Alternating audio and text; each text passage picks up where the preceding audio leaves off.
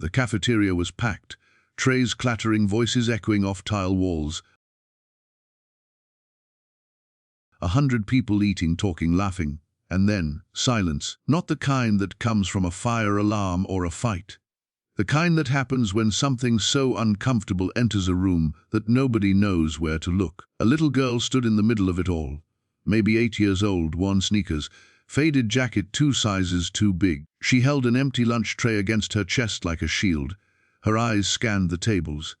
Adults hunched over their meals, kids throwing food away without a second thought. Nobody looked at her. Steven Seagal sat alone near the window, casual clothes. No entourage, just a man trying to eat in peace. He noticed her immediately. She moved slowly toward him. Each step looked like it took everything she had. The supervisor at the counter crossed her arms. Other kids whispered. Some pointed. Most just stared. The girl stopped beside Steven's table. He looked up. She didn't ask for money. She didn't ask for food. Her voice barely made it past her lips. "Sir, can I eat with you? What would you do in this moment?" Steven's fork froze mid-air. The noise of the cafeteria seemed to drain away. Every eye in that room was suddenly on them. This wasn't about hunger. Not really. This was about something far worse. Something most of us pretend not to see. A child so invisible, so forgotten, that her greatest fear wasn't going hungry. It was going through it alone. Steven didn't move.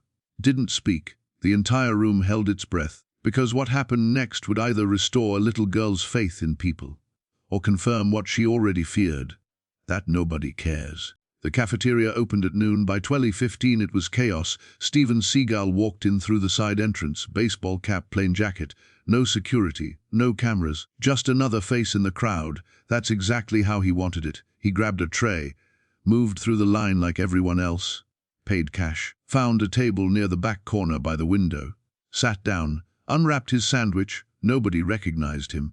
Or if they did, they didn't care. Perfect. Around him, the cafeteria churned with noise, chairs scraping, trays slamming, microwave beeping, a supervisor barking orders at the lunch counter, kids running between tables, adults scrolling on phones while eating with one hand, everyone in their own world. Steven ate slowly, watched people. This was his routine when he traveled. Find a public place, blend in, just exist without the weight of being someone. At the front entrance, the glass door swung open. A small figure stepped inside. Alia, she was maybe 8, maybe 9. Hard to tell. She wore a jacket that swallowed her frame, jeans with patches on the knees, sneakers held together with duct tape around the sole. Her backpack hung off one shoulder, nearly empty. She stood just inside the doorway, watching. Kids her age sat in groups, laughing, trading snacks, complaining about the food even as they threw half of it away. One boy tossed an unopened juice box into the trash without a second thought. Alia's eyes followed it. She looked at the lunch line. Long, moving fast. The supervisor at the register tapping her fingers impatiently. A sign above her head, EXTCGONY, Alia touched her pocket, empty. She hesitated. A woman behind her in line huffed. "Are you going or not?" Alia moved forward, one step at a time. She reached the counter, picked up a tray. The lunch lady spooned mac and cheese onto a plate without looking up, pushed it toward her. Alia stared at it. The supervisor leaned over the register. 470. Violence. 70. Alia's hand went to her pocket again. She pulled it out slowly, showed her palm empty. The supervisor's face didn't change, then put the tray back. "I thought at school they said, this isn't a school cafeteria. This is a community center. You pay or you don't eat. Simple."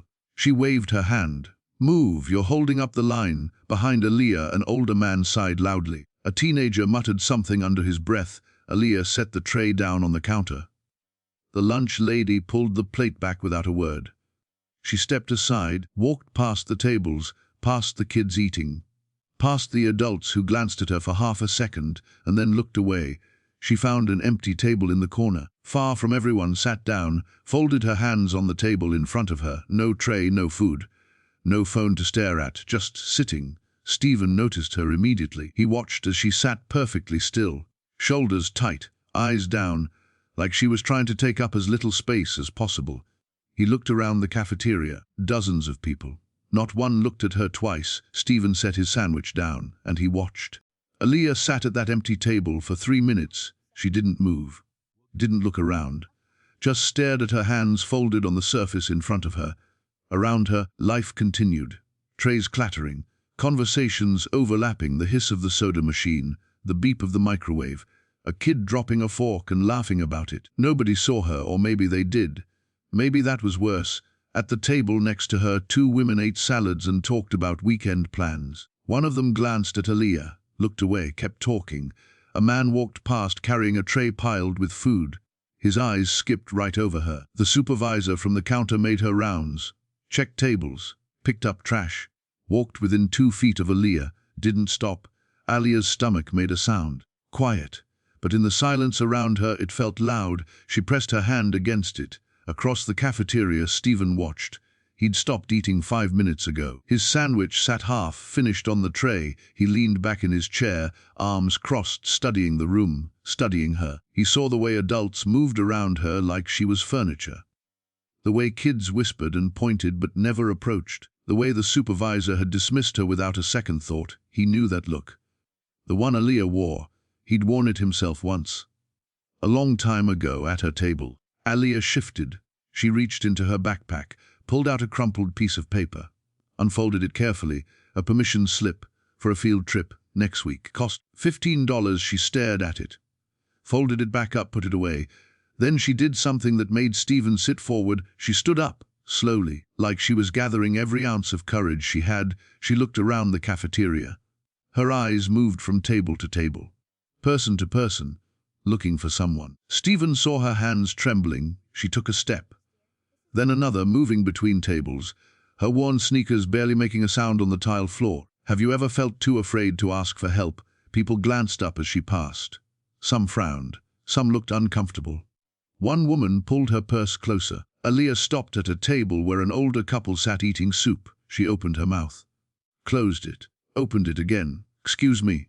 The man looked up. The woman stopped mid-bite. Aaliyah's voice cracked. Do you have? Could I maybe? The words wouldn't come. The man's face softened. But the woman touched his arm, shook her head slightly. Sorry, sweetheart, the man said quietly. We can't. Aaliyah nodded, stepped back. Her face burned red. She turned, walked toward another table.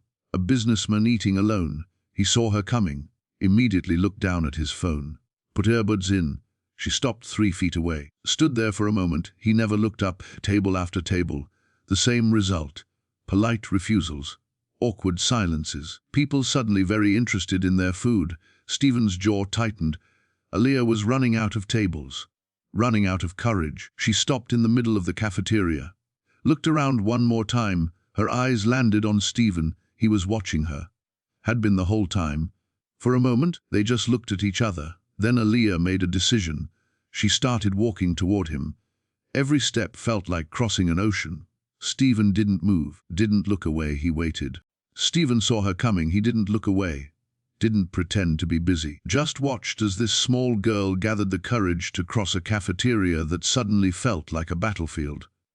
He knew what she was about to do, and he knew why it terrified her, because he'd been there, not in this cafeteria, not in this city, but somewhere just like it.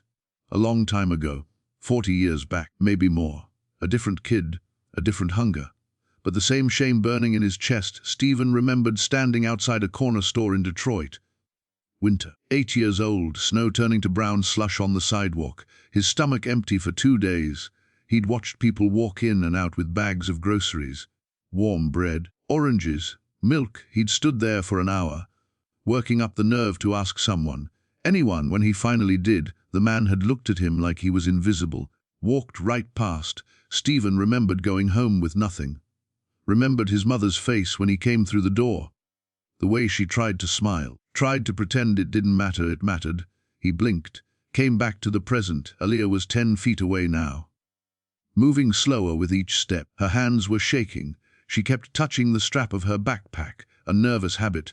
Steven saw the way her eyes darted to the exits, the way she hesitated, almost stopped, almost turned around. She was fighting herself, every instinct screaming at her to run, to disappear, to stop being a burden. But hunger is louder than pride, and loneliness is louder than hunger. 5 feet away, Steven sat perfectly still. He didn't smile, didn't nod, didn't do anything that might make this harder for her. He just waited, Let her come to him on her terms. Around them, the cafeteria continued. People eating, talking, laughing, completely unaware that something important was happening 3 tables over. Aaliyah stopped beside his table. Steven looked up at her, really looked at her. He saw the jacket that didn't fit, the sneakers held together with tape, the backpack with the broken zipper. But he also saw something else. Her eyes, they were tired, old for her age, the kind of tired that comes from carrying weight no child should carry. He'd seen those eyes before, in the mirror, a lifetime ago. Aaliyah opened her mouth, closed it. Her hands gripped the backpack strap tighter. She tried again. No words came out. Steven waited. He could have made this easier, could have spoken first, could have offered help before she had to ask, but he didn't, because that would have taken something from her. The choice, the agency, the power of asking for what she needed. She deserved that dignity, so he sat and he waited, and the entire cafeteria seemed to hold its breath. Finally, Aaliyah's voice came, barely a whisper. So quiet Steven almost didn't hear it over the background noise, but he heard it, every word. "Sir, she swallowed hard. Can I eat with you?" Not can I have your food. Not can you buy me lunch. Can I eat with you? Steven's chest tightened because he understood exactly what she was asking for. Company, presence, proof that she existed, proof that someone saw her. The fork in his hand stopped moving. He set it down slowly on the tray. His eyes never left hers. The cafeteria noise faded. Or maybe it was still there and he just couldn't hear it anymore. All he could hear was the echo of his own voice, 8 years old, Detroit. Winter. "Please, I'm hungry." Steven pushed his chair back. "Can I eat with you?" The words hung in the air. Steven didn't answer immediately. He looked at Aaliyah, really looked at her. Saw the way her hands trembled, the way she held her breath waiting for his response. The way her eyes stayed fixed on the floor, because looking at him directly would be too much. She'd asked the bravest question of her life, and now she was terrified of the answer. Around them, the cafeteria continued its chaos. Trays clattering, chairs scraping, the lunch line moving, the microwave beeping, but at their table everything stopped. Steven's fork hung frozen halfway to his mouth. He set it down slowly. The small clink of metal on plastic sounded impossibly loud. He didn't speak. The silence stretched. 1 second, 2 seconds, 3. Aaliyah's face started to change, the hope draining away, replaced by something worse, resignation. She'd been here before, asked before, been rejected before. Of course he'd say no. Why would this time be different? She started to step back. "I'm sorry, I shouldn't have." Steven held up one hand, gentle, stopping her. "Wait." That single word made her freeze. He pushed his chair back. The legs scraped against the tile floor. The sound cut through the cafeteria, noise like a knife. People started to notice. A woman 2 tables over stopped mid-conversation, nudged her friend. They both looked. The businessman with the earbuds glanced up from his phone. The supervisor at the lunch counter turned around, crossed her arms. Steven stood up slowly.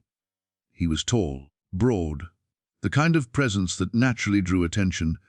Would you have the courage to stand up in a room full of strangers? Every eye in that cafeteria was suddenly on him, on them. He looked around, met the stares, didn't flinch. Then he looked back down at Aaliyah. She was still frozen, still waiting for rejection. Steven pulled out the chair across from him. The sound echoed, deliberate. Clear, he gestured to it. "Sit down." Aaliyah blinked, like she didn't trust what she was hearing. I don't have any." "I know." His voice was quiet, steady. "Sit down." She hesitated, looked at the chair, at him, at the people watching, then slowly, carefully, like she might break something, she moved forward. She set her empty backpack on the floor, slid into the chair. Steven sat back down across from her. Between them on the table sat his tray. Half a sandwich, an apple, a bottle of water, chips. He looked at it, then at her. Without a word, he pushed the tray to the center of the table. Aaliyah stared at it. "I can't?" "You asked if you could eat with me." Steven's voice was calm, matter of fact. "That's what we're doing, eating. Together." Her eyes filled with tears. She didn't reach for the food. Not yet. Just sat there, hands in her lap, looking at it like it might disappear. The woman at the lunch counter started walking toward them. Her face set, professional, ready to enforce whatever rule applied here. She stopped beside the table. "Sir, I'm going to have to ask." Steven looked up at her. His expression didn't change, but something in his eyes made her stop talking. She's with me. 3 words, simple. Final, the supervisor opened her mouth, closed it, looked at Aaliyah, at Steven, at the growing number of people watching. She made a decision, but she still needs to pay. Steven pulled out his wallet. How much? $4.75. Steven pulled out a 20, set it on the table. Keep the change. She hesitated, looked at the bill. At him. At Aaliyah. Sir, I still need to. Steven stood up again. This time everyone in the cafeteria was watching. What else do you need? The supervisor's confidence wavered. The policy is the policy. Steven repeated the word. Not angry, not confrontational, just stating a fact. The policy is that kids don't eat if they can't pay. That's exactly what it is. He looked around the room. At the tables full of food, the trash cans overflowing with half-eaten meals. There's enough food here to feed everyone. But you stopped her at the register? Silence. The supervisor's face flushed. I don't make the rules. No. But you enforce them. Steven's voice stayed level, calm. On kids, more people were watching now. Phones coming out, whispering starting. The supervisor looked trapped. Sir, if you want to file a complaint. I don't want to file a complaint. Steven picked up the 20, handed it to her. I want you to give her a meal. She took the money. Stiffly. Professionally. I'll get her a plate. Wait. Steven looked around the cafeteria, counted quickly. 6 kids sitting alone, eating small portions, saving half for later. The signs were there if you knew how to see them. He pulled out his wallet again. Counted bills. How many kids are in here right now without lunch money? The supervisor froze. I can't disclose. What? She looked around, uncomfortable. Maybe 5 or 6. Steven handed her $200. Feed them. All of them. Whatever they want. Her eyes widened. Sir, I can't accept. Then don't accept it. Use it. He folded the bills into her hand. No names. No announcement. Just make sure they eat. She stared at the money. At him, something in her face changed. The rigid professionalism cracked just slightly. Why? Okay. Steven sat back down. The supervisor walked away. But this time her steps were slower, thoughtful. At the table, Aaliyah hadn't moved. She sat perfectly still, tears running down her face silently. Steven slid the sandwich closer to her. Eat. She looked at him. Why are you doing this? Because someone should have done it for me. He opened the water bottle, set it in front of her. And because you were brave enough to ask. Aaliyah picked up the sandwich. Her hands were shaking so badly she almost dropped it. She took a bite small. Careful. Then another. She ate slowly, like she was afraid it would disappear, like she needed to make it last. Steven watched her, didn't eat himself, just sat there, present. Around them, the cafeteria slowly returned to normal. Conversations resumed, trays moved. Life continued, but something had shifted. At a table nearby, a man stood up, walked to the counter, had a quiet conversation with the supervisor, pulled out his wallet. Then another person did the same. Then another. The supervisor's expression changed, softened. She started writing things down, nodding, taking bills and folding them carefully. Steven saw it all, didn't comment, didn't need to. Across from him, Aaliyah finished the sandwich, looked at the apple, then at him. Can I? It's yours. She picked it up, held it carefully, like it was made of glass. Steven leaned forward, his voice quieter for her. What's your name? She wiped her eyes. Aaliyah. He let the name sit there for a moment. I'm Steven, she nodded, took a bite of the apple, and for the first time since she'd walked into that cafeteria, she smiled.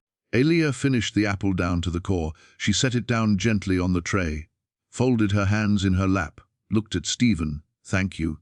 Steven shook his head. You don't need to thank me. But you asked for help. That's the hard part. He leaned back in his chair. Everything else was easy. She didn't understand. He could see it in her face. Steven glanced around the cafeteria.